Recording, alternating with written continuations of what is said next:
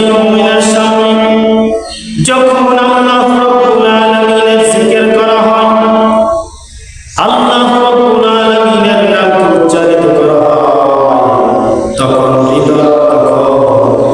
মুমিনের হৃদয় কম্পিত হয়ে যায়, ভয় পায়। ওয়াইদা তুলিয়াত আলাইহিম আয়াতুহু যাদাতুহুম ঈমানা। যখন কোন মুমিনের সামনে আল্লাহর কোরআন তেলাওয়াত করা হয়, এই কোরআন তেলাওয়াতের মাধ্যমে মুমিনের হৃদয়ে ঈমানের উন্নতি হয়ে যায় তথা ঈমানের নূর বেড়ে যায়। ওয়া আলা রাব্বিহিম ইয়াতাওয়াক্কালুন। মুমিনরা তারা একমাত্র আল্লাহ তাআলার উপর ভরসা করে, তাওয়াক্কুল করে।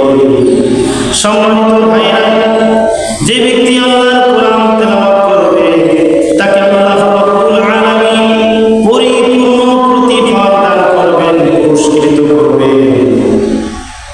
ইন্নাল্লাযীনা ইয়াতলুনা কিতাবাল্লাহ, নিশ্চয় যারা আল্লাহর কোরআন তেলাওয়াত করে, লিওয়াফিয়াহুম উজুরহুম, তাদেরকে আল্লাহ পাক পরিপূর্ণ পুরস্কৃত করবেন, পরিপূর্ণ প্রতিফল দান করবেন।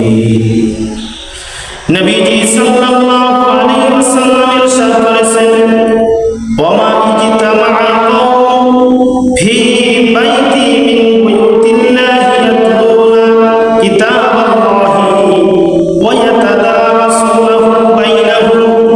কোন মুমিন আল্লাহর ঘর মসজিদে অথবা তার বাড়িতে যে কোনো জায়গায় পবিত্র অবস্থায় আল্লাহর কোরআন তেলাওয়াত করে এবং আল্লাহ তাআলার কোরআনের ব্যাখ্যা নিয়ে একে অপরের মাঝে, পরস্পরের মাঝে চর্চা করে, অনুধাবনের চেষ্টা করে, আল্লাহ তাদের উপর রহমত নাযিল করে, সাকিনা নাযিল করে, রহমতের ফেরেশতা